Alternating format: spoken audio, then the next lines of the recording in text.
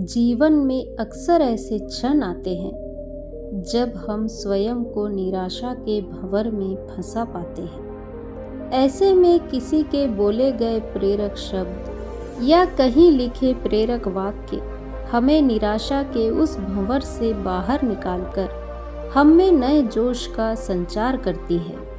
आज की कहानी में हम 10 ऐसे बौद्ध सिद्धांतों के बारे में बात करेंगे जो आपको मानसिक शांति को पाने में मदद कर सकते हैं। तो चलिए कहानी शुरू करते हैं। एक बार की बात है, महात्मा बुद्ध के वरिष्ठ शिष्य एक सुंदर से बगीचे में टहल रहे थे। जब वह बगीचे में टहल रहे थे, उन्हें किसी के जोर जोर से रोने की आवाज़ें सुनाई दी। जब वह उस आवाज़ की तरफ गए तो उन्होंने देखा कि एक युवक वृक्ष के पीछे बैठकर रो रहा है। शिष्य ने उस युवक से उसका नाम पूछा। उस युवक ने अपना नाम मोहन बताया। शिष्य ने उससे पूछा कि आखिर वह इतना क्यों रो रहा है।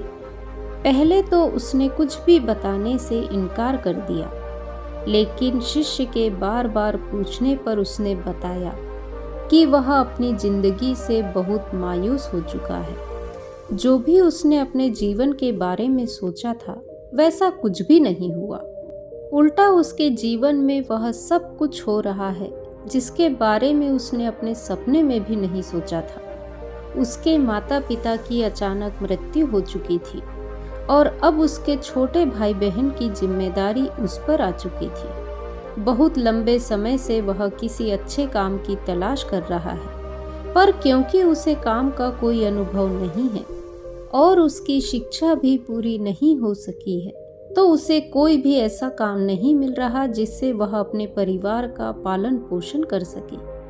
उसे आए दिन अपने रिश्तेदारों के ताने सुनने पड़ते हैं और उसका जीना उन लोगों ने बहुत मुश्किल कर रखा है। यह कम नहीं था कि जिस युवती से वह प्यार करता था, उसे अब पता चला कि उसकी शादी किसी और से तय हो चुकी है। मोहन ने कहा कि अब मैं और जीना नहीं चाहता, क्योंकि मुझे ऐसा लग रहा है जैसे मुसीबतों ने मुझे चारों तरफ से घेर लिया है और मैं अब खुद को इस परिस्थिति से बाहर नहीं निकाल सकता। मैं अपना आत्मविश्वास खो चुका हूँ। मुझे नहीं लगता कि मैं अपनी जिंदगी में कुछ भी सही कर पाऊंगा।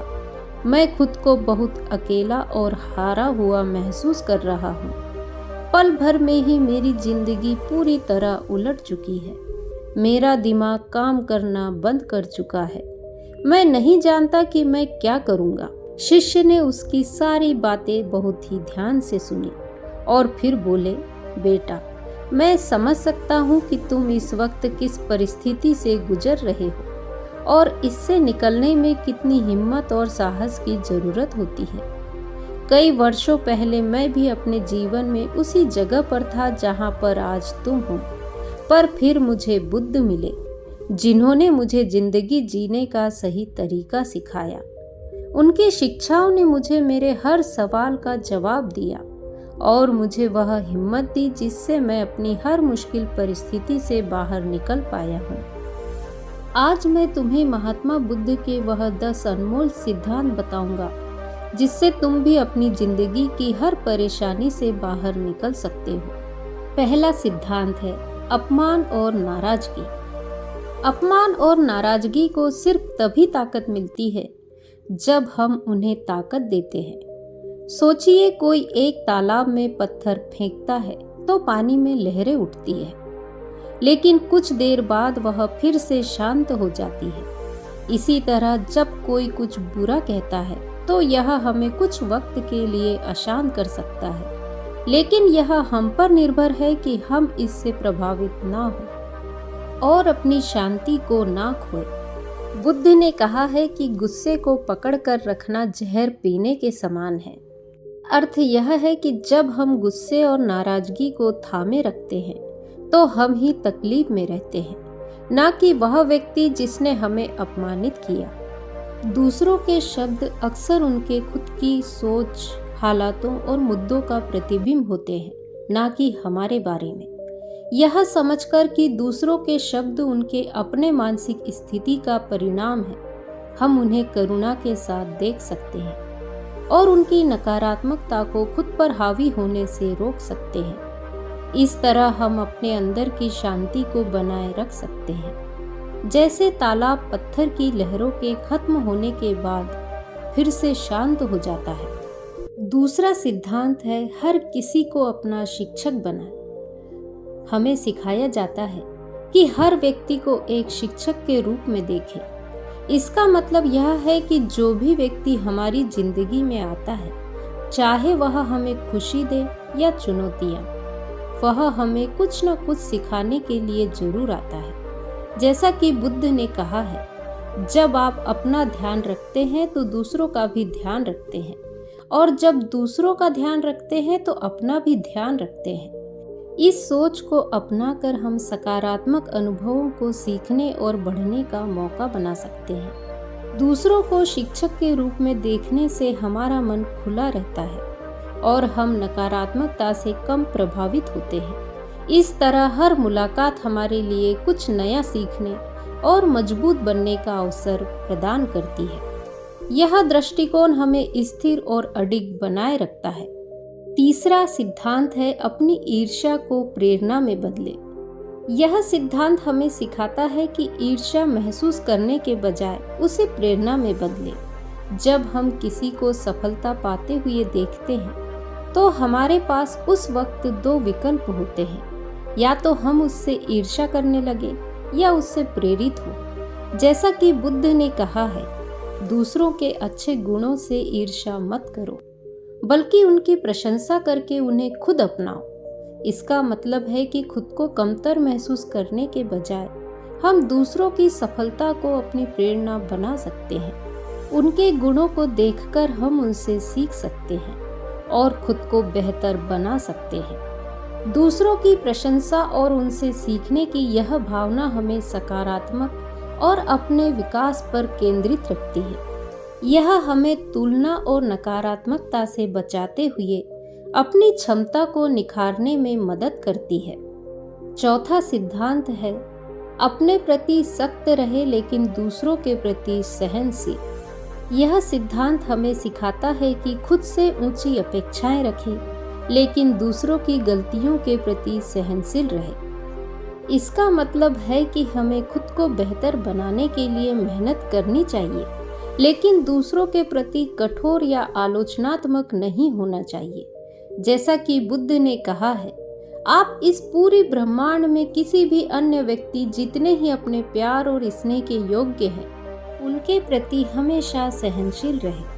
अपने प्रति सख्त होने का मतलब है कि हम अपनी तरक्की और सुधार पर ध्यान केंद्रित करें। इससे हम अधिक अनुशासित बनते हैं और हमारे अंदर आत्मसम्मान की भावना मजबूत होती है। वहीं दूसरों के प्रति सहनशील होने से हम सहानुभूति और समझ विकसित करते हैं, यह मानते हुए कि हर कोई अपनी अपनी यात्रा पर है।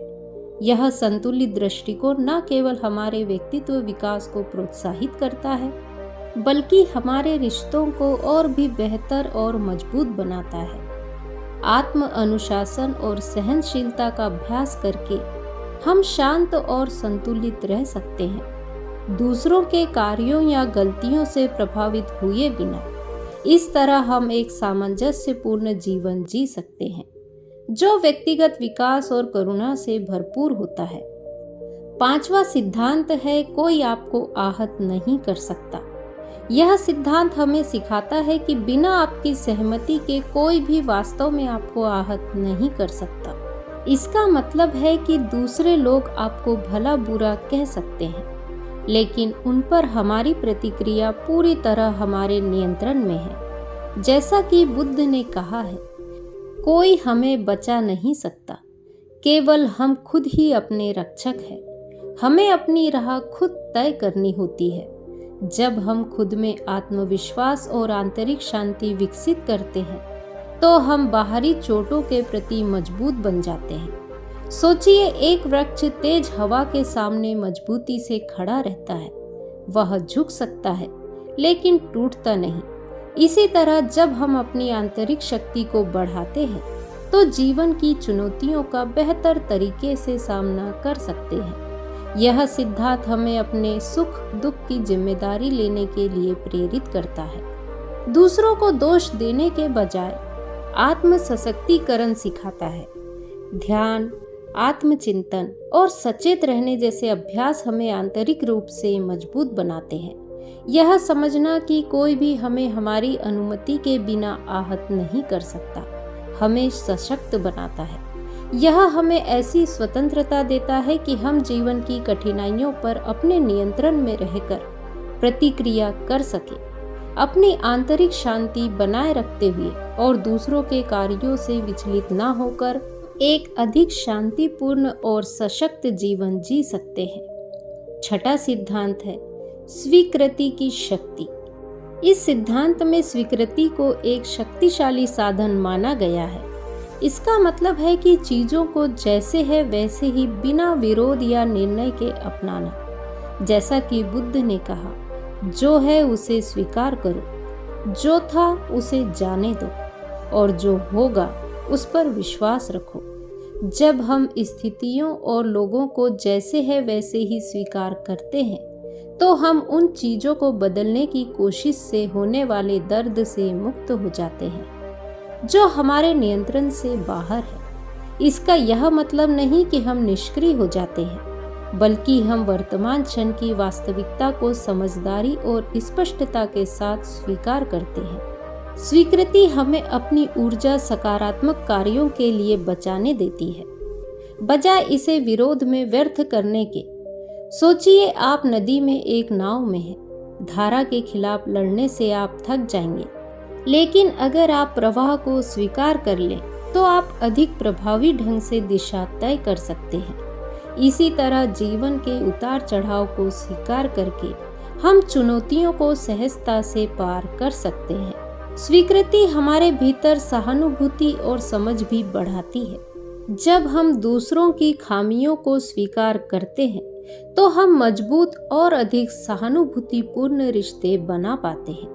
इससे एक ऐसा माहौल बनता है जहां हर कोई सम्मानित और समझा हुआ महसूस करता है। स्वीकृति का मतलब यह नहीं है कि हम बेहतर बनने की कोशिश छोड़ दें, बल्कि यह है कि हम इसे शांति और समझ के साथ स्वीकार करें। वर्तमान क्षण को अपनाकर और विरोध छोड़कर हम अपने दुख को कम कर सकते हैं और एक शांत और संतोषजनक अवस्था बनाए रख सकते हैं, चाहे परिस्थितियां कैसी भी हो।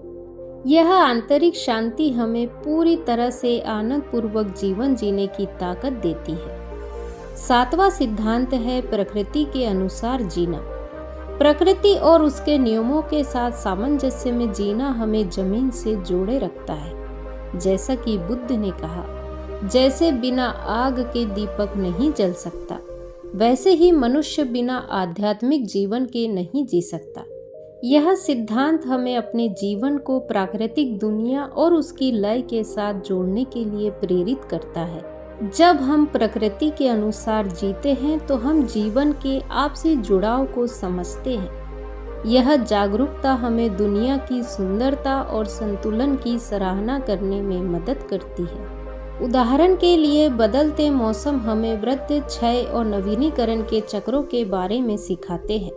यह याद दिलाते हुए कि परिवर्तन जीवन का एक स्वाभाविक हिस्सा है। प्राकृतिक लय को अपनाने, जैसे सूरज के साथ उठना और सूर्यास्त के समय विश्राम करना, हमारे शारीरिक और मानसिक स्वास्थ्य को बेहतर बनाता है। यह प्रकृति के चक्रों के साथ तालमेल बिठाने में मदद करता है, जिससे हम अधिक संतुलित और कम तनावग्रस्त जीवन महसूस करते हैं। यह जीवन शैली हमें बाहर समय बिताने, संपूर्ण आहार खाने और सचेत रहने जैसी स्वस्थ आदतों को प्रोत्साहित करती है। प्रकृति के अनुसार जीने का मतलब है पर्यावरण का सम्मान और संरक्षण करना। यह दृष्टिकोण हमें प्रकृति के प्रति जिम्मेदारी का एहसास कराता है, ताकि हम सभी जीवों की भलाई में योगदान दे सकें। जब हम प्रकृति की सादगी और ज्ञान को अपनाते हैं तो हमारी आधुनिक चिंताएं और तनाव धीरे धीरे गायब होने लगते हैं। गैर जरूरी जटिलताओं को छोड़कर हम एक शांतिपूर्ण और संतोषजनक जीवन बनाते हैं। इस तरह हम आधुनिक जीवन के कृत्रिम तनाव से अप्रभावित रहते हैं और प्राकृतिक दुनिया में शांति और ताकत पाते हैं। 8वां सिद्धांत है नैतिक जीवन पर ध्यान केंद्रित करना। यह सिद्धांत हमें सिखाता है कि जीवन को अत्यधिक महत्व दिया जाता है। बुद्ध कहते हैं कि मन ही सब कुछ है, जो आप सोचते हैं वही आप बन जाते हैं। यह शिक्षा हमारे विचारों की शक्ति और उनके जीवन पर प्रभाव को दर्शाती है। नैतिक जीवन जीने का अर्थ है ईमानदारी, करुणा और सभी जीवों के प्रति सम्मान जैसे सिद्धांतों का पालन करना। यह समझना जरूरी है कि हमारे कार्य, शब्द और विचार परिणाम उत्पन्न करते हैं। यह सिद्धांत हमें सिखाता है कि हमारे कर्म लहरें पैदा करती है, जो किसी न किसी रूप में हमारे पास लौटती है। सही कार्यों और नैतिक व्यवहार पर ध्यान केंद्रित करके हम ऐसी नींव बनाते हैं जो हमें दुनिया की नकारात्मकता से बचाती है। इसका मतलब है कि हमें अपने शब्दों में सत्यवादी, अपने कार्यों में दयालु और अपने व्यवहार में निष्पक्ष होना चाहिए। ईमानदारी का अभ्यास करने से हम विश्वास और भरोसे का निर्माण करते हैं, जो सकारात्मक रिश्तों और समुदाय की भावना को प्रोत्साहित करता है। जब हम सत्य बोलते हैं तो हम एक ऐसा माहौल बनाते हैं जिसमें पारदर्शिता और भरोसा होता है। हमारे आसपास के लोगों के साथ मजबूत और अर्थपूर्ण संबंध बनते हैं। दूसरों के प्रति दया और करुणा न केवल दूसरों की मदद करती है, बल्कि हमारे भीतर भी खुशी और संतोष की भावना उत्पन्न करती है। जैसे किसी जरूरतमंद मित्र की मदद करना या पड़ोसी की सहायता करना। यह छोटे छोटे कार्य हमारे मानसिक और भावनात्मक स्वास्थ्य पर गहरा प्रभाव डालते हैं। सभी जीवों और प्रकृति का सम्मान करना हमें दुनिया से जोड़ता है और सामंजस्यपूर्ण सह अस्तित्व को बढ़ावा देता है। नैतिक जीवन जीने का अर्थ है आत्मनियंत्रण और आत्म जागरूकता का अभ्यास करना।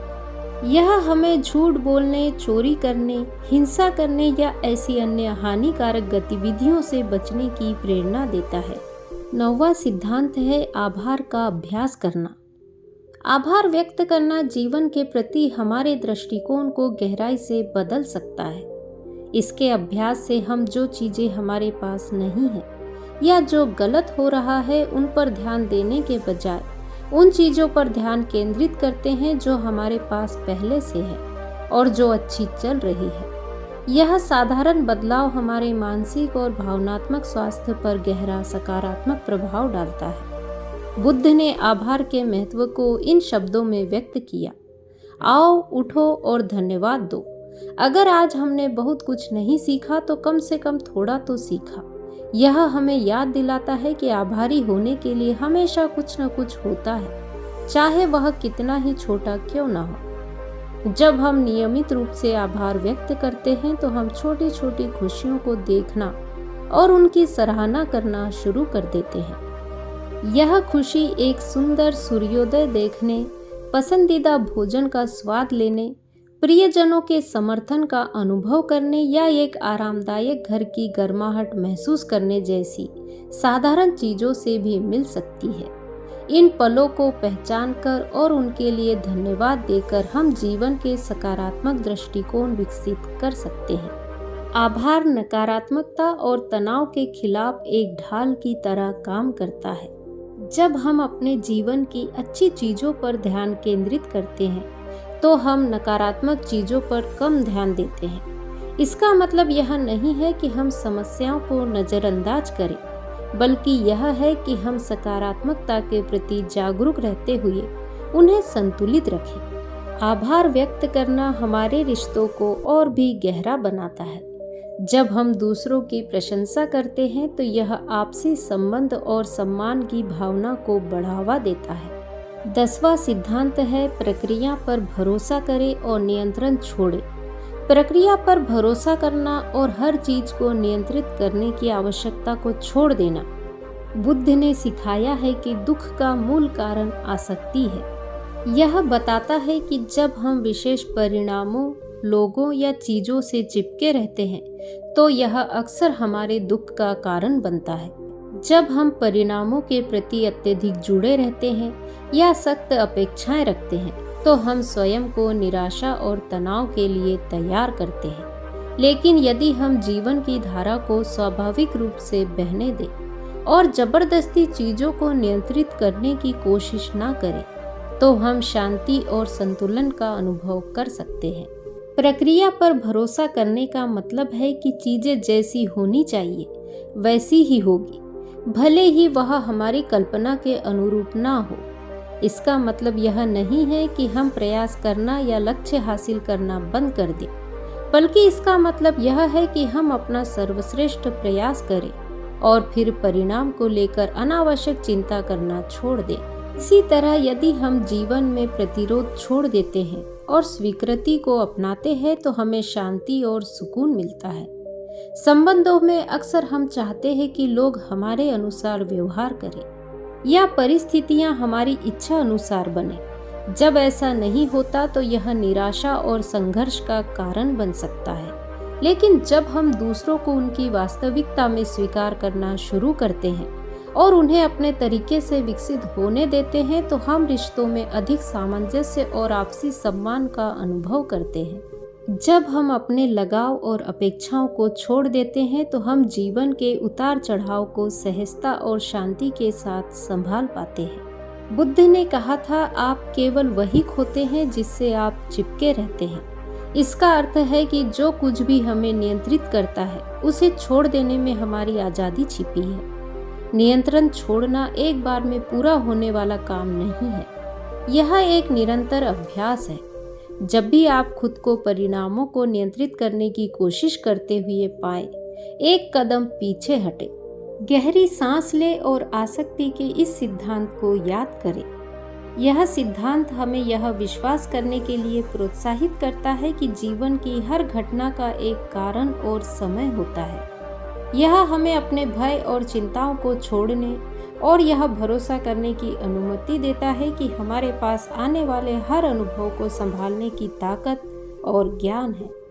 इन 10 सिद्धांतों को अपने जीवन में शामिल करके हम एक ऐसा मानसिक और भावनात्मक संतुलन विकसित कर सकते हैं जिसे बाहरी दुनिया की नकारात्मकता और उथल-पुथल हिला ना सके। याद रखें, सच्ची शांति हमारे भीतर से आती है। इतना कहकर शिष्य ने उस युवक को आशीर्वाद दिया और आगे निकल गए। बहुत समय पहले की बात है। एक नगर में एक युवक रहता था जो अपने जीवन में जल्द से जल्द सफलता प्राप्त करना चाहता था। वह बहुत ही महत्वाकांक्षी था।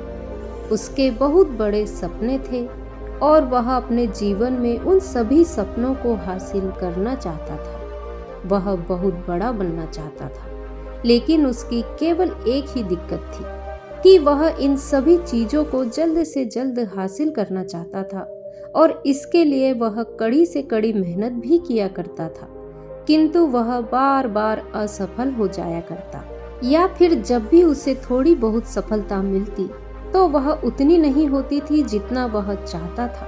अर्थात उसे अपने मन चाहे परिणाम हासिल नहीं हो पाते थे, जिसके बाद वह निराश हो जाया करता और वह यह सोचने बैठ जाता कि आखिर उसने कहाँ पर कमी छोड़ दी, कहाँ पर उसने ऐसी गलतियाँ की जिस कारण वह अपने मनचाहे परिणाम हासिल ना कर सका।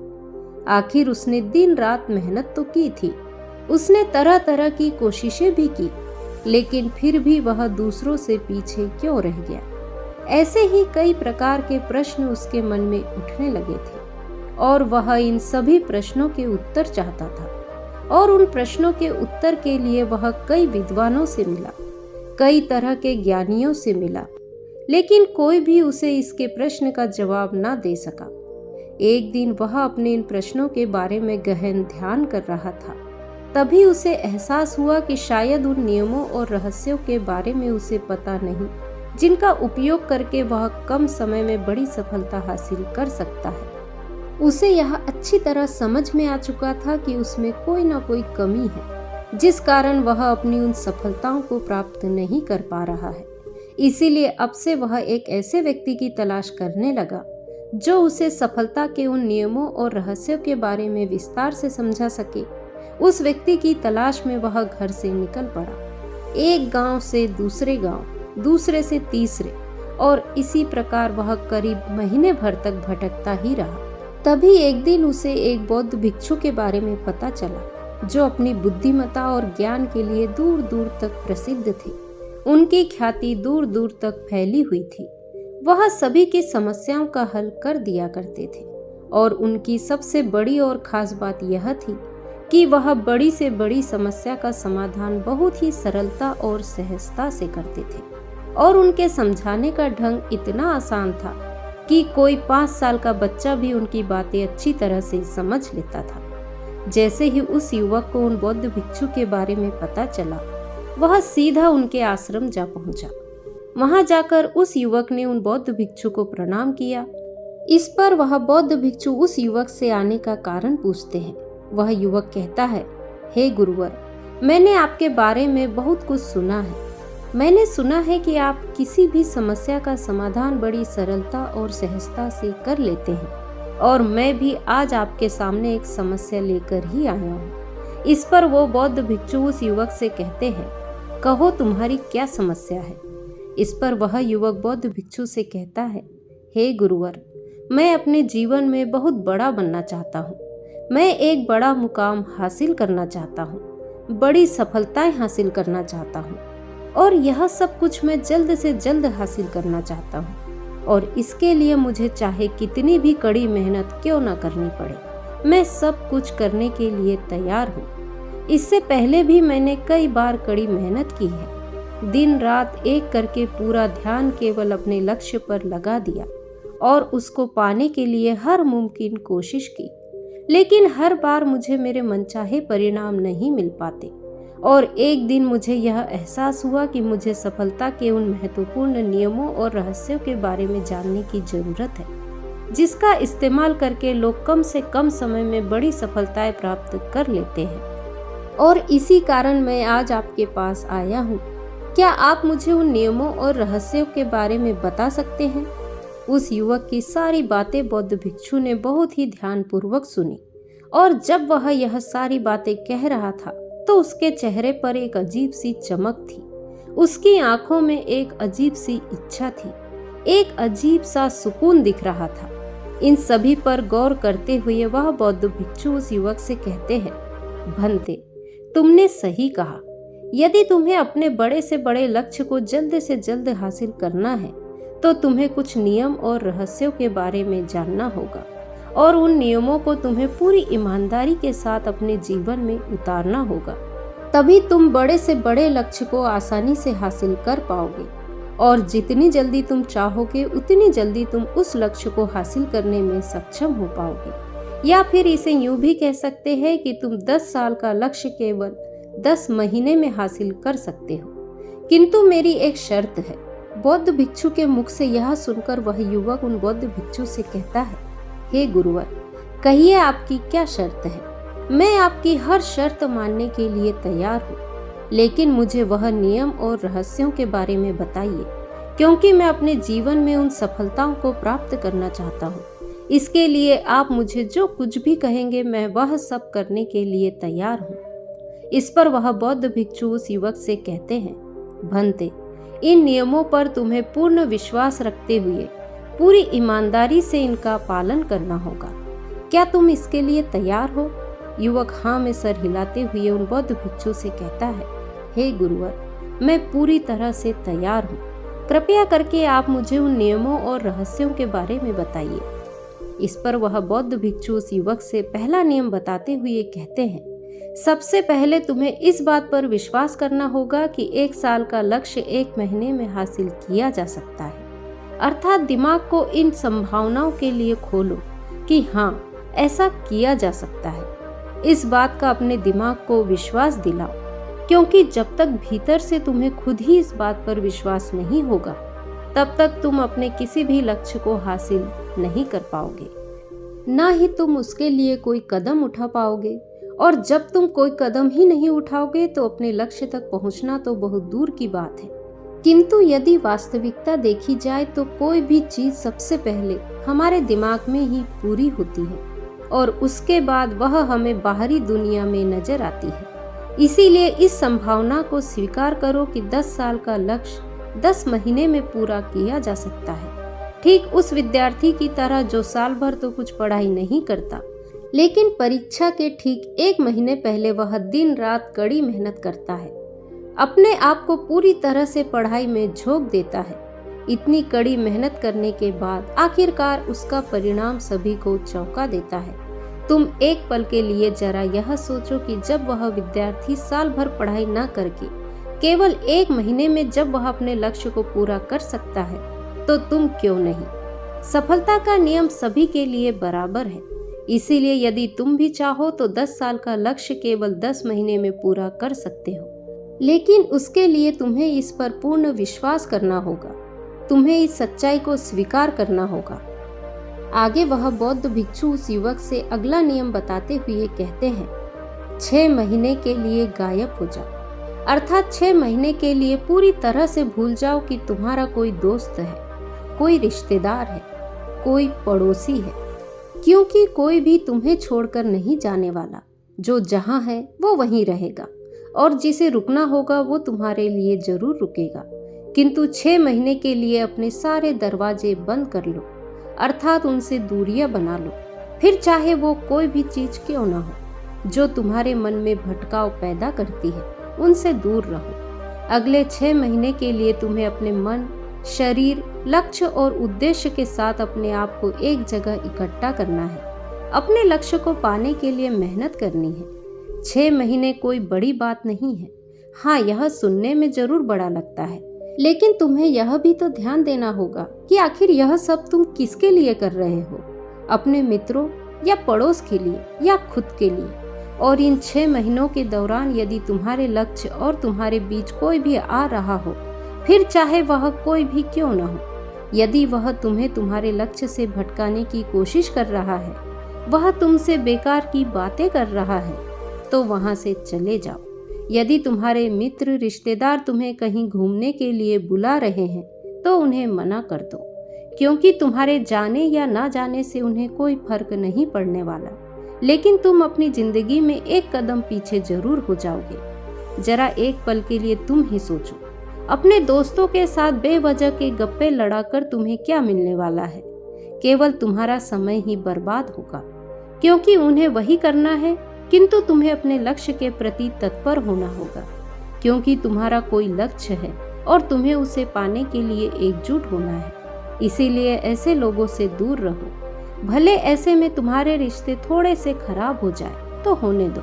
अपनी नींद और ऊर्जा को दूसरे लोगों पर बर्बाद करने से अच्छा है कि तुम पूरी तरह से स्वार्थी बन जाओ और सिर्फ अपने बारे में सोचो, अपने लक्ष्य के बारे में सोचो, अपनी योजनाओं के बारे में सोचो, अपने परिवार के बारे में सोचो, और जो भी चीज तुम्हें इनसे दूर ले जा रही है, उन सब से हमेशा के लिए दूरी बना लो। आगे वह बौद्ध भिक्षु उस युवक को तीसरा नियम बताते हुए कहते हैं, एक सही गुरु ढूंढो, क्योंकि यदि तुम्हें किसी कार्य में जल्दी से जल्दी सफल होना है और उसके शीर्ष पर पहुंचना है, तो तुम्हें अपना यह कीमती समय उस काम का साधारण ज्ञान रखने वालों के साथ बर्बाद नहीं करना चाहिए, बल्कि तुम्हें तो सीधा उस इंसान के पास जाना चाहिए जो पहले से उस काम में माहिर हो, जो उस काम के शिखर पर हो, क्योंकि वही इंसान है जो तुम्हें उस कार्य को अच्छी तरह सिखा सकता है, अच्छी तरह बता सकता है, और वह तुम्हें आगे बढ़ने के लिए नई राहें भी दिखा सकता है, क्योंकि वह इंसान है जिसने वहां तक पहुंचने के लिए तरह तरह की मुश्किलों का सामना भी किया है। उसने अपनी राह में आने वाली उन बाधाओं को भी देखा है जिनका तुम भविष्य में सामना करोगे। इसीलिए वह इंसान अपने अनुभव से तुम्हें ऐसी बातें सिखा सकता है जिसे स्वयं सीखने में तुम्हें अपना बहुत सारा समय खर्च करना पड़ेगा। किंतु यदि तुम अपने 10 साल के लक्ष्य को केवल 10 महीने में पूरा करना चाहते हो, तो तुम्हें उन सफल लोगों का मार्गदर्शन तो चाहिए ही, अन्यथा तुम अपना अधिकांश समय यूं ही व्यर्थ कर दोगे और कभी भी उस लक्ष्य तक इतनी जल्दी नहीं पहुंच पाओगे। इसलिए एक सही गुरु ढूंढना बहुत आवश्यक है। आगे वह बौद्ध भिक्षु उस युवक को चौथा नियम बताते हुए कहते हैं, एक स्पष्ट और निश्चित लक्ष्य चुनो, क्योंकि यदि तुम्हें कोई सफर तय करना है तो तुम्हें सबसे पहले यह पता होना चाहिए कि आखिर तुम्हारी मंजिल क्या है। अन्यथा तुम यूं ही राह में भटकते रह जाओगे और कभी अपनी मंजिल तक पहुंच नहीं पाओगे। इसीलिए सबसे पहले यह निश्चित कर लो कि तुम्हें क्या और कितने समय में हासिल करना है। तुम्हारा यह लक्ष्य साफ और स्पष्ट रूप में लिखित तौर पर तुम्हारे पास होना चाहिए, ताकि समय समय पर तुम इसे देख सको, इसे पढ़ सको और इसे हमेशा याद रख सको। क्योंकि यदि तुम चाहे कितने भी बुद्धिमान हो, चाहे कितने भी चतुर हो, चालाक हो, किंतु यदि तुम्हारा लक्ष्य स्पष्ट और साफ नहीं है तो तुम कभी भी अपने लक्ष्य तक पहुंच नहीं सकते। यदि तुम अपने लक्ष्य को पाने के लिए रोज मेहनत नहीं कर रहे हो तो बड़ी सफलता तुम्हें कभी नहीं मिल सकती। इसीलिए सफलता पाने के लिए स्पष्ट लक्ष्य का होना बहुत ज्यादा जरूरी है। क्योंकि हम में से अधिकांश लोग अपने आप को बहुत ही बुद्धिमान, चतुर और चालाक समझते हैं, लेकिन यह भूल जाते हैं कि मनुष्य की प्रवृत्ति ही ऐसी होती है कि यदि उसे कोई हल्का और छोटा लक्ष्य मिलेगा तो वह उस लक्ष्य को बड़ा ही साधारण समझेगा और वह सोचेगा कि इसे बहुत आसानी से हासिल किया जा सकता है। इसीलिए वह अपना समय व्यर्थ की चीजों में बर्बाद कर देगा। किंतु वहीं पर यदि उसी व्यक्ति को कोई बड़ा और मुश्किल लक्ष्य दिया जाए तब भी वह उस लक्ष्य को हासिल नहीं कर सकता, क्योंकि असफलता के डर से वह उस लक्ष्य को भी छोड़ देगा। इसीलिए निश्चित तौर पर स्पष्ट लक्ष्य चुनो, अर्थात लक्ष्य ऐसा होना चाहिए जो मुश्किल तो हो लेकिन उन्हें पूरा किया जा सके।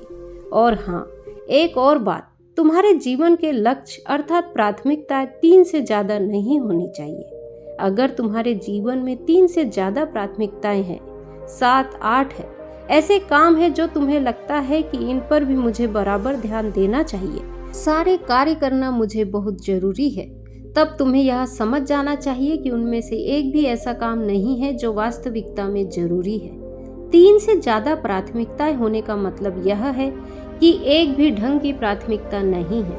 अर्थात प्राथमिकता का मतलब यह होता है कि जो हमें चाहिए वह किसी भी हालत में हमें पूरा करना ही है। बस यही लक्ष्य है और मुझे इतने समय में इसे हासिल करना ही है।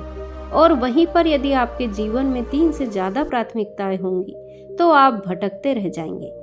आप कभी इस कार्य पर ध्यान देंगे तो कभी उस कार्य पर, किंतु आप कभी किसी एक लक्ष्य को पूरा नहीं कर पाएंगे। और अधिकांश लोगों के साथ यही होता है, क्योंकि वे लोग अधिकांश प्राथमिकताएं रखते हैं, उन्हें पता ही नहीं होता कि आखिर उन्हें चाहिए क्या, और इसी कारण वो जीवन भर केवल भटकते रह जाते हैं और कभी भी अपने जीवन का कोई भी लक्ष्य पूरा नहीं कर पाते और बस अपने जीवन में लगे रहते हैं, अपने जीवन को काटते रहते हैं। इसीलिए अगर तुम्हें 10 साल का लक्ष्य केवल 10 महीने में हासिल करना है तो तुम्हारा लक्ष्य तुम्हारे दिमाग में स्पष्ट रूप से अंकित होना चाहिए। आगे बौद्ध भिक्षु उस युवक को अगला नियम बताते हुए कहते हैं, एक विस्तृत योजना बहुत आवश्यक है। यदि तुम कोई लक्ष्य पाना चाहते हो तो तुम्हारे लक्ष्य को हासिल करने के लिए 3 सबसे जरूरी काम क्या है, इनके बारे में तुम्हें जानकारी हासिल करनी होगी। उनके बारे में तुम्हें पता लगाना होगा और जब तुम्हें उनके बारे में अच्छी तरह से पता चल जाए तो उन कार्यों को छोटे छोटे हिस्सों में बांट लेना होगा। अर्थात यदि तुम्हारे जीवन में 1 साल का लक्ष्य है तो उसे 1 महीने में पूरा करने के लिए तुम्हें उसे दिन, हफ्तों और महीनों में बांटना होगा। और यह निश्चित करो कि तुम हर दिन अपने उस बांटे हुए काम को पूरा कर रहे हो। और उसी के साथ तुम्हारे पास ऐसे 3 ठोस कारण भी होने चाहिए कि आखिर तुम यह लक्ष्य क्यों हासिल करना चाहते हो। इस बात को याद रखो, जितना ज्यादा मजबूत तुम्हारा कारण होगा उतनी ही जल्दी संभावना है कि तुम अपने लक्ष्य तक उतनी ही जल्दी पहुंच पाओगे।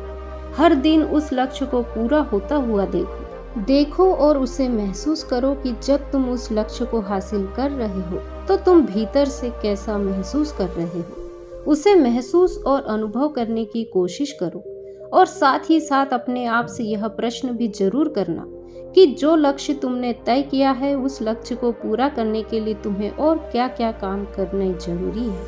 और तुम्हें यह भी पता होना चाहिए कि तुम्हारा लक्ष्य कितना मुश्किल है, तुम्हें अपने लक्ष्य को हासिल करने के लिए कितनी मेहनत करनी पड़ेगी, कितना त्याग करना पड़ेगा। इन सब की जानकारी तुम्हें अच्छी तरह से होनी चाहिए, तभी तुम एक सही अंदाजा लगा पाओगे और सही मेहनत कर पाओगे और तुम्हारा लक्ष्य पाना उतना ही ज्यादा संभव हो सकेगा। आगे वह बौद्ध भिक्षु उस युवक को अगला नियम बताते हुए कहते हैं, अपने भीतर अनुशासन विकसित करो, क्योंकि यदि तुम्हारे भीतर अनुशासन नहीं होगा तो तुम कभी भी अपने लक्ष्य को हासिल नहीं कर सकते। और अनुशासन के साथ साथ तुम्हें अपने भीतर एक प्रबल इच्छा भी जागृत करनी होगी। तुमने कभी ना कभी यह महसूस किया होगा कि तुम्हें कोई ना कोई दिन बहुत अच्छा महसूस होता है। ऐसा लगता है कि तुम्हारे भीतर बहुत ऊर्जा है, लेकिन यह कभी कभी ही हो पाता है। पर क्योंकि हम हर रोज एकाग्र नहीं रह पाते, अपने लक्ष्य के प्रति तत्पर नहीं रह पाते। याद करो वो दिन जिस दिन तुम बहुत एकाग्र थे, बहुत ज्यादा काम करने का मन कर रहा था। तुम्हारे अंदर यह नहीं आ रहा था कि मैं इस कार्य को कल करूंगा। तुम्हारे भीतर उस कार्य को करने के लिए एक उत्साह था, एक जुनून था। यही जुनून तुम्हारे भीतर रोज हो तो क्या तुम उस कार्य को बड़ी आसानी से नहीं कर पाओगे? क्या तुम्हारे लिए अपना लक्ष्य हासिल करना इतना मुश्किल रह जाएगा? आलस, थकान, काम में मन ना लगना, ध्यान भटकना, बार बार हार मानने का मन करना, बार बार काम को टालना, यह सब ना हो। इसीलिए तुम्हारा ध्यान एकाग्र होना चाहिए। हम मनुष्य हैं और हमारे पास सीमित ऊर्जा है, इसीलिए हमें उस ऊर्जा का सही जगह पर इस्तेमाल करना सीखना होगा। दिन का कोई भी ऐसा समय जिस समय तुम्हें लगता है कि उस समय तुम्हारी ऊर्जा सबसे ज्यादा प्रबल होती है, उस समय तुम्हारा ध्यान सबसे ज्यादा प्रबल होता है, तो वह समय ऐसे कार्य पर लगाओ जो तुम्हें तुम्हारे लक्ष्य की ओर और नजदीक ले जाए। बाकी सारे कार्य उस समय के लिए छोड़ दो और कोशिश करो कि उस कार्य को तुम कितनी जल्दी और आसानी से कर सकते हो। इसका बार बार प्रयास करो। अगली बार उस काम को और कम समय में पूरा करने की कोशिश करो और लगातार इसका अभ्यास करने से तुम्हारा शरीर और तुम्हारा दिमाग एक समय के बाद उसे स्वीकार करने लगेगा। और फिर एक दिन ऐसा भी आएगा कि वह कार्य करना तुम्हारे लिए इतना आसान हो जाएगा, तुम्हारे लिए वह लक्ष्य पाना इतना आसान हो जाएगा कि तुम उसे चुटकियों में हासिल करने की क्षमता रखोगे। और लक्ष्य को पाने की कोशिश में यदि उस राह में कोई बाधा उत्पन्न हो जाए या कोई समस्या उत्पन्न हो जाए तो उसे यह कहकर टाल दो कि मैं इसे कल करूंगा, जब मैं ऊर्जावान और उत्साह महसूस करूंगा, जब मैं पूरी तरह से एकाग्र होऊंगा। क्योंकि उस वक्त में हम उस बड़ी से बड़ी मुश्किलों का सामना भी बड़ी आसानी से कर लेंगे। हम 10 घंटे का काम 1 घंटे में भी पूरा कर सकते हैं, किंतु यही ऊर्जा, यही उत्साह, यही एकाग्रता अगर तुम्हारे भीतर हमेशा ऐसी ही बनी रहे तो तुम 10 साल के लक्ष्य को 10 महीने में बड़ी आसानी से हासिल कर सकते हो। इस दुनिया में जितने भी कामयाब लोग हैं, जितने भी अमीर लोग हैं, वह अपने कार्य में मजा ढूंढते हैं। आपने कई बार ऐसा सुना होगा कि उन कामयाब लोगों ने एक ही कार्य को कई बार किया था, तो वे लोग उसी कार्य पर मेहनत करते हैं, उसमें अपने आप को बेहतर बनाते हैं और वे लोग इसी बात का प्रयास करते रहते हैं कि कम से कम समय में उस कार्य को पूरा कर सके। आगे वह बौद्ध भिक्षु उस युवक को अगला नियम बताते हुए कहते हैं, अपनी जिम्मेदारी खुद लो, अर्थात अपने काम की व्यक्तिगत जिम्मेदारी तुम्हें लेनी आवश्यक है। उसके प्रति जवाबदेह तुम्हें बनना होगा। इसके लिए आप किसी ऐसे व्यक्ति को ढूंढ सकते हैं जिसके प्रति तुम जवाबदेह बन सको। अर्थात यदि तुम उस व्यक्ति से कोई वादा करते हो कि तुम इस कार्य को इस समय तक पूरा कर दो, तो वह कार्य होने या ना होने पर वह व्यक्ति तुमसे प्रश्न कर सके और तुम्हें उसका उत्तर देना होगा। ऐसा करने से आपके मस्तिष्क में हमेशा एक बात लगी रहती है और वह यह कि आपको उस कार्य को समय पर पूरा करना होगा, अन्यथा आपको उस व्यक्ति को कार्य के बारे में पूछे गए प्रश्नों का उत्तर देना होगा। ऐसा करने से आप लक्ष्य से भटक नहीं पाते और आप अपना कार्य समय पर पूरा करने के लिए मजबूर हो जाते हैं। वह व्यक्ति कोई भी हो सकता है, आपके परिवार का कोई सदस्य, आपका कोई मित्र, आपका कोई रिश्तेदार जिस पर आप सबसे ज्यादा भरोसा कर सकते हैं, आप उसे चुन सकते हैं। आगे वह बौद्ध भिक्षु उस युवक को आखिरी नियम बताते हुए कहते हैं, सतत सीखते रहो, क्योंकि यदि मान लो तुमने अपने जीवन में कोई लक्ष्य बनाया और उसके प्रति तुमने योजनाएं भी बना ली, तो ऐसा तो नहीं है कि जिस प्रकार आपने योजनाएं बनाई हैं, जैसा आपने सोचा है बिल्कुल वैसा ही होगा, क्योंकि यह जीवन प्रति सेकंड बदल रहा है और ऐसे में हो सकता है कि आपके सामने कोई अलग ही समस्या खड़ी हो जाए, क्योंकि यह जीवन उतार चढ़ाव से भरा है और कई बार आप मेहनत करोगे और आपको परिणाम भी अच्छे मिलेंगे। लेकिन कई बार ऐसा भी होगा कि आप लगातार मेहनत तो करेंगे लेकिन आपको मनचाहे परिणाम नहीं मिल पाएंगे, जिससे आप निराश भी हो सकते हैं। आपका मन उदास हो सकता है और ऐसा आपको कई बार झेलना भी होगा। तब जाकर आपका दिमाग, शरीर और आपका विश्वास इस चीज को स्वीकार कर पाएगा कि हाँ, मुश्किलों के बाद भी तुम बड़ी सफलता प्राप्त कर सकते हो। और इसके लिए तुम्हें निरंतर सीखते रहना बहुत आवश्यक है, क्योंकि बदलाव प्रकृति का नियम है। इसीलिए लगातार नया सीखते जाओ, अपने पुराने बेकार के विश्वास को तोड़ते जाओ और समय के अनुसार नई चीजों को, नए तरीकों को अपनाते जाओ। तभी तुम अपने जीवन में सफलता प्राप्त कर पाओगे।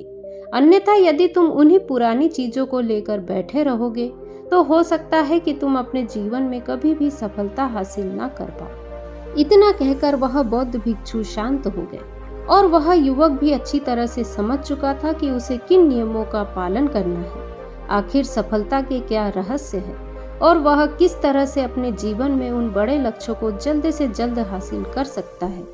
इस ज्ञान के लिए उस युवक ने उन बौद्ध भिक्षु को प्रणाम किया, उन्हें धन्यवाद दिया और वापस अपने घर लौट आया। घर लौटने के बाद उसने तुरंत ही उन नियमों का पालन करना भी शुरू कर दिया और देखते ही देखते करीब 6 महीनों बाद उसने अपने जीवन में एक नई सफलता प्राप्त कर ली। बहुत समय पहले की बात है। एक छोटा सा राज्य था। उस राज्य में एक व्यापारी रहता था जो बहुत अमीर था, जिसके पास किसी चीज की कोई कमी नहीं थी। उसके पास वह सारी सुख सुविधाएं थी जो वह चाहता था। उसका एक पुत्र भी था जो अब युवा हो चुका था। उस व्यापारी के पुत्र ने अब तक अपने जीवन में कोई दुख नहीं देखा था। जो भी वह चाहता था वह व्यापारी उसे सब कुछ लाकर दे देता था, जिस कारण उसे अपने जीवन में किसी प्रकार के दुख का अनुभव अब तक नहीं हुआ था। उस व्यापारी के पुत्र के कई सारे मित्र थे, लेकिन एक दिन अचानक वह व्यापारी बीमार पड़ गया और देखते ही देखते उसकी बीमारी ने उस पर पूरी तरह से पकड़ बना ली थी। वह व्यापारी अपने जीवन की आखिरी सांसें गिन रहा था। अब उस व्यापारी को यह प्रतीत होने लगा था कि वह नहीं बच पाएगा, उसका अंतिम समय आ चुका है। इसीलिए उसने अपने पुत्र को अपने पास बुलाया और उससे कहा, बेटा, तुमने आज तक केवल सुख ही देखा है। तुम्हें जो कुछ चाहिए था वह सब कुछ मैंने तुम्हें लाकर दिया है, इसीलिए तुमने आज तक दुख का अनुभव नहीं किया। दुख क्या होता है यह तुम्हें पता ही नहीं, और इसी बात की चिंता मुझे खाई जा रही है। जब तुम्हारे पर दुखों के बादल मंडराने लगेंगे तो तुम सह नहीं पाओगे। इसीलिए आज मैंने तुम्हें यहाँ पर बुलाया है। मैं बस आखिरी समय पर तुमसे यह कहना चाहता हूँ कि तुम सावधान रहना। मेरी मृत्यु के बाद तुम्हारे अपने ही तुम्हारे दुखों का कारण बनेंगे। इतना कहकर वह व्यापारी मृत्यु को प्राप्त हो गया। उस व्यापारी का पुत्र अपने पिता की मृत्यु पर बहुत दुखी था। वह रो रहा था। तभी उसके पास उसका एक मित्र आता है और वह कहता है, मित्र, तुम रो क्यों रहे हो? तुम्हारे पिता की मृत्यु ही हुई है, लेकिन तुम्हारे पास तो अब भी बहुत सारी धन दौलत है। ये सारी संपदा है, ये सारी संपत्ति तुम्हारी ही तो है। अब तो तुम उन चीजों का भी आनंद ले सकते हो जिनका आनंद तुम अपने पिता के रहते हुए नहीं ले पाए। अपने मित्र की यह बात सुनकर वह लड़का बहुत प्रसन्न हुआ और उसे भी इस बात का एहसास हो चुका था कि उसके पास अथाह संपत्ति है, धन है, दौलत है, जिसकी मदद से वह अपना जीवन खुशी खुशी बिता सकता है। लेकिन इसी धन संपदा के कारण वह बुरी आदतों का शिकार हो चुका था। उसे हर प्रकार का नशा करने की आदत लग चुकी थी। जहां उसका मन करता वह वहां चला जाता। जब भी उसका मन करता वह किसी को भी अपने घर बुला लेता, फिर चाहे दिन हो या रात। जो भी उसका मन करता वह खरीद लेता, क्योंकि उसके पास संपत्ति थी। और तो और उसके पिता का सारा व्यापार भी अब उसी के हाथों में था और अब वह बहुत खुश था। वह अपने जीवन को अपनी मर्जी के हिसाब से जी रहा था। एक दिन उसके मन में ख्याल आया कि पिता ने मुझे बेवजह ही डरा दिया कि लोग मेरा फायदा उठाएंगे, मेरे दुश्मन बन जाएंगे, मेरे दुखों का कारण बन जाएंगे। लेकिन अब तो मैं और भी मजे से जी रहा हूँ। मेरे सुख के दिन तो अब आए हैं। मैं आज तक जो नहीं कर पाया था वह सब करने में मैं अब सक्षम हूँ। यह सब सोचकर उसकी खुशी का कोई ठिकाना नहीं था। वह बहुत खुश था।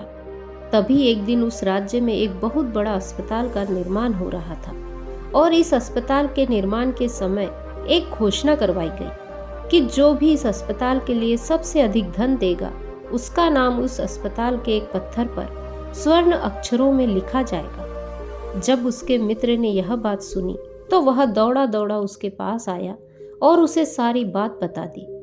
तब उस व्यापारी के पुत्र ने यह तय किया कि वह अस्पताल को सबसे बड़ा धन देगा, सबसे बड़ा दान देगा, और उसने ऐसा ही किया।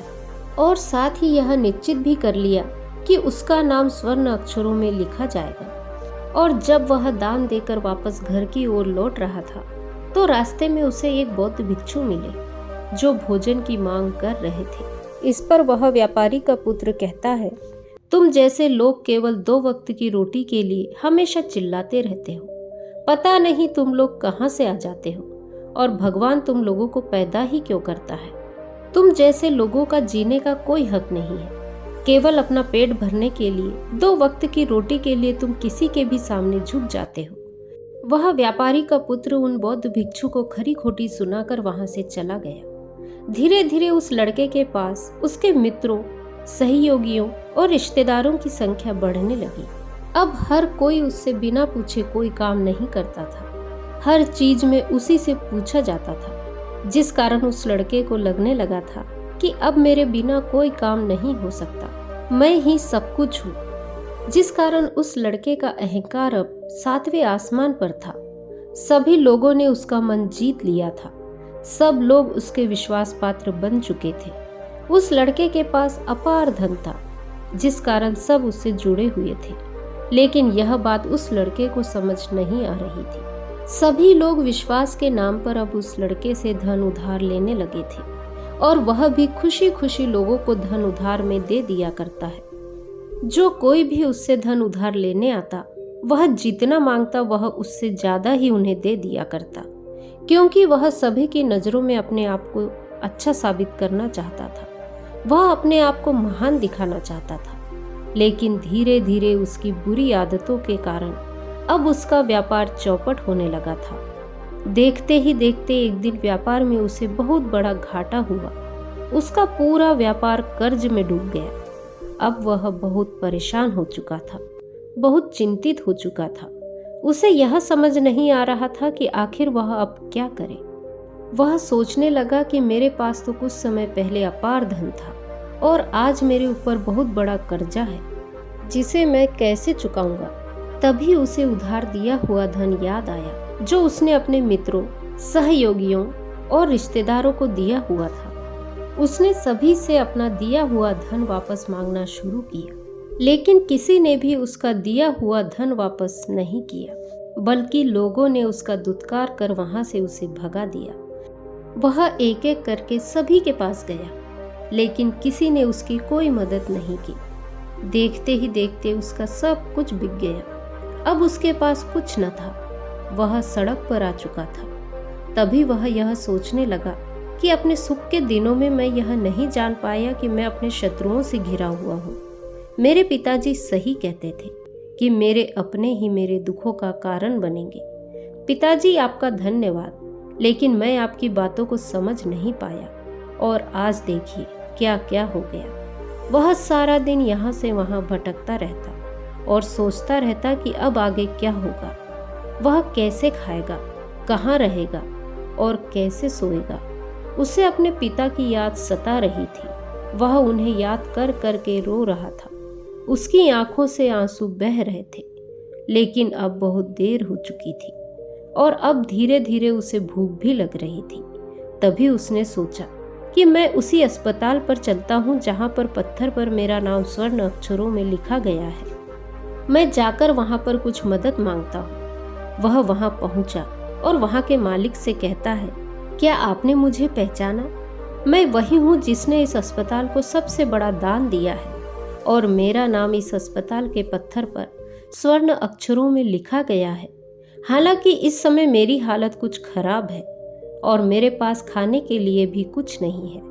क्या आप मुझे कुछ भोजन दे सकते हैं? मैं बहुत भूखा हूँ। मुझे बहुत जोरों की भूख लगी है। मेरे अपनों ने मुझे धोखा दिया है। तभी मालिक कहता है, भिखारियों को भोजन इस अस्पताल के बाहर दिया जाता है, अस्पताल के अंदर नहीं। जाओ और जाकर बाहर बैठ जाओ। और रही बात तुम्हारे नाम की, तो भिखारियों का नाम अस्पताल के पत्थर पर स्वर्ण अक्षरों में नहीं लिखा जाता। मालिक ने तुरंत ही उस लड़के का नाम अस्पताल के उस पत्थर से हटवा दिया और फिर एक बार घोषणा और करवा दी कि अस्पताल को जो सबसे बड़ा दान देगा उसका नाम अस्पताल के पत्थर पर स्वर्ण अक्षरों में लिखा जाएगा। यह सब देखकर वह लड़का बड़ा हैरान हुआ। वह मन ही मन सोच रहा था कि जीवन कितना दुखदाई है। जीवन बहुत छोटा है। अब मैंने जान लिया कि पत्थर पर लिखा हुआ नाम भी मिटाया जा सकता है, और यदि पत्थर पर लिखाया हुआ नाम मिटाया जा सकता है तो इस जीवन का क्या मोल। यह जीवन भी कभी भी समाप्त हो सकता है। उस लड़के को जोरों की भूख लगी थी। वह अस्पताल के बाहर जाकर एक कोने में बैठ गया।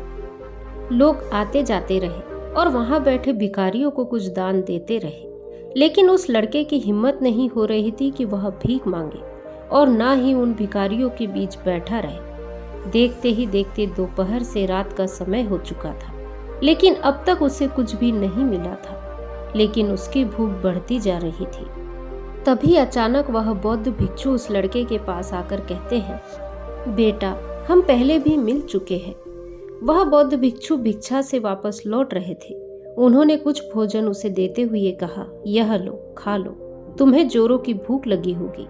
मैं तुम्हें जानता हूँ। मैं समझता हूँ कि तुम्हारे हालात तुम्हें जबरदस्ती झुकाना चाहते हैं, लेकिन तुम लोगों के सामने झुकना नहीं चाहते।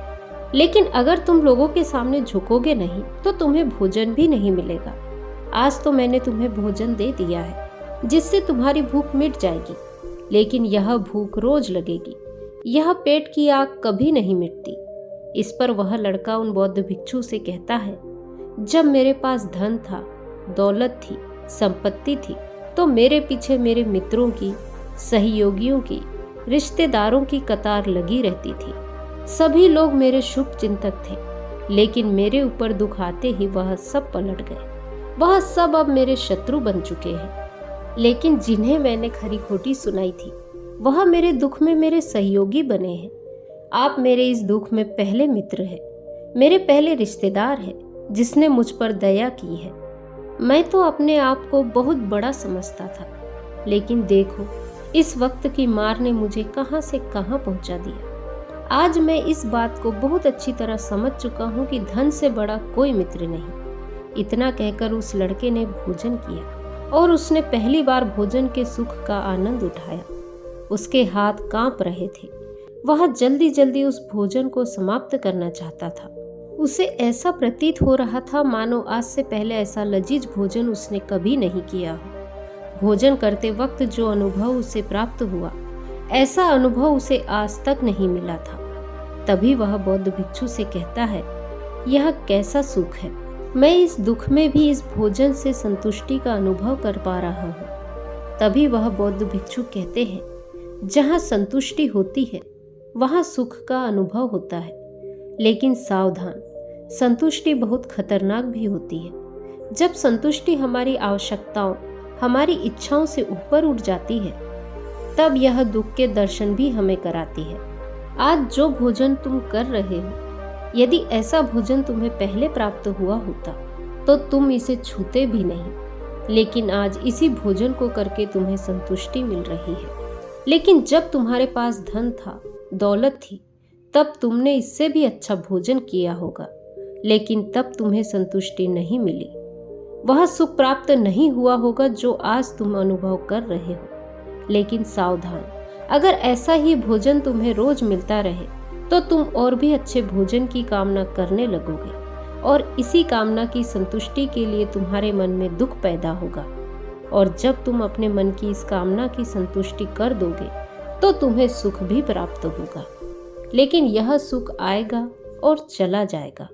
और जब तुम्हारे जीवन में इसी प्रकार के भोजन हमेशा आते रहेंगे और जाते रहेंगे, तो तुम किसी और कामना, किसी और इच्छा की ओर आगे बढ़ने लगोगे। जब तुम किसी और इच्छा की पूर्ति करना चाहोगे, तुम किसी और इच्छा की संतुष्टि करना चाहोगे, और जब वह इच्छा पूरी नहीं होगी, जब तुम्हें संतुष्टि नहीं मिलेगी, तो तुम्हें दुख होगा, तकलीफ होगी, पीड़ा होगी, और यह श्रृंखला ऐसे ही आगे बढ़ती चली जाएगी। तुम हमेशा सुख के पीछे भागोगे, लेकिन दुख तुम्हारे पीछे यूं ही भागता रहेगा। यह प्रक्रिया यूं ही निरंतर चलती रहेगी। इतना कहकर वह बौद्ध भिक्षु अपने थैले में से एक सोने के सिक्कों की थैली निकालकर उस लड़के के हाथ पर रख देते हैं। तभी वह लड़का कहता है, हे गुरुवर, आपके पास इतना धन कहाँ से आया? आप तो एक वैरागी है। तभी वह बौद्ध भिक्षु उस लड़के से कहते हैं, यह धन तुम्हारा ही है। उस दिन जब तुम मुझे खरी खोटी सुनाकर अपने घर की ओर आगे बढ़ रहे थे, तभी तुम्हारी जेब से यह सोने के सिक्कों से भरा हुआ थैला नीचे गिर पड़ा, और मैंने इसे उठाकर अपने पास रख लिया, यह सोचकर कि जब तुम मुझे मिलोगे तब मैं तुम्हें इसे लौटा दूंगा। लेकिन तुम मिले नहीं। आज तुम मुझे मिले हो, इसीलिए मैं तुम्हें इसे लौटा रहा हूँ। ले लो, यह तुम्हारा ही है। इस पर वह लड़का कहता है, हे गुरुवर, इसी धन के लिए तो मुझे मेरे मित्रों ने, मेरे सहयोगियों ने, यहाँ तक कि मेरे रिश्तेदारों ने भी मुझे धोखा दिया। लेकिन आप वह पहले शख्स हैं जो मुझे यह धन लौटा रहे हैं। आपने मेरे इस बुरे समय में मेरा साथ दिया है, मेरा धन मुझे वापस लौटाया है। मैं आपकी सहायता के लिए आपका आभारी हूँ। मैं इस धन से अपना व्यापार फिर से शुरू करूँगा और अपने व्यापार को नई ऊंचाइयों तक लेकर जाऊंगा। तभी वह बौद्ध भिक्षु उस लड़के से कहते हैं, हमें कोई दुख नहीं देता, बल्कि दुख के कारण तो हम स्वयं ही होते हैं। हम खुद को स्वयं ही धोखा देते हैं। सुख में हम भ्रमित रहते हैं। हमें यह पता नहीं रहता कि हम सही कर रहे हैं या गलत, और इसी प्रकार हम एक मायाजाल में फंसते चले जाते हैं। क्योंकि सुख में हम अपनी आंखें बंद करके बस उस सुख का आनंद लेते रहते हैं, और हम किसी चीज की तरफ ध्यान नहीं देना चाहते। हम नहीं जानना चाहते कि जीवन मीठा है तो कड़वा भी हो सकता है, सच्चा है तो झूठा भी है, सुख है तो दुख भी होगा। हम केवल अपने अहंकार को सुख में बढ़ावा देते हैं। अहंकार व्यक्ति को गलत रास्ते पर लेकर जाता है और उसे विनाश की ओर धकेल देता है, व्यक्ति को अंधा बना देता है। इसी के विपरीत अगर हम देखें तो विनम्रता एक ऐसा गुण है जो व्यक्ति को सफलता की ओर लेकर जाता है। यह उसे दूसरों से सीखने में मदद करता है और उसे अपनी कमियों को स्वीकार करने की शक्ति देता है। अहंकार का त्याग कर विनम्रता को अपनाना ही सफलता और खुशी का मार्ग है। विनम्रता हमें अपनी कमियों को स्वीकार करने और उनमें सुधार करने की शक्ति देता है। यह हमें दूसरों से सीखने और उनके अनुभवों से लाभ उठाने के लिए प्रेरित करता है। विनम्र व्यक्ति दूसरों का सम्मान करता है और उनके विचारों को महत्व देता है, जिससे वह एक अच्छा मित्र और सहयोगी बन जाता है, और वह कभी भी किसी को नीचा नहीं दिखाता है। इसीलिए अहंकार से बचना चाहिए और अपने अंदर विनम्रता का भाव रखना चाहिए। तभी वह लड़का कहता है, हे गुरुवर, आप ठीक कहते हैं। जब मेरे पास धन दौलत थी, संपत्ति थी, तब मैं अंधा हो चुका था। मैं किसी चीज पर ध्यान नहीं देता था। मैंने उसे अपने इन दोनों हाथों से लुटाया है। मैं अहंकारी हो चुका था, और आज जब वह मेरे पास नहीं है, तब मुझे उसके जाने का एहसास हो रहा है। मैं जीवन में अहंकार का त्याग कर विनम्रता का पालन करूंगा। हमें भी अपने जीवन से अहंकार का त्याग कर विनम्रता को स्वीकार करना चाहिए। तो दोस्तों, आज की कहानी यदि आपको पसंद आई हो तो वीडियो को लाइक, शेयर, कमेंट करें और चैनल को सब्सक्राइब करें। नमो बुद्धाय।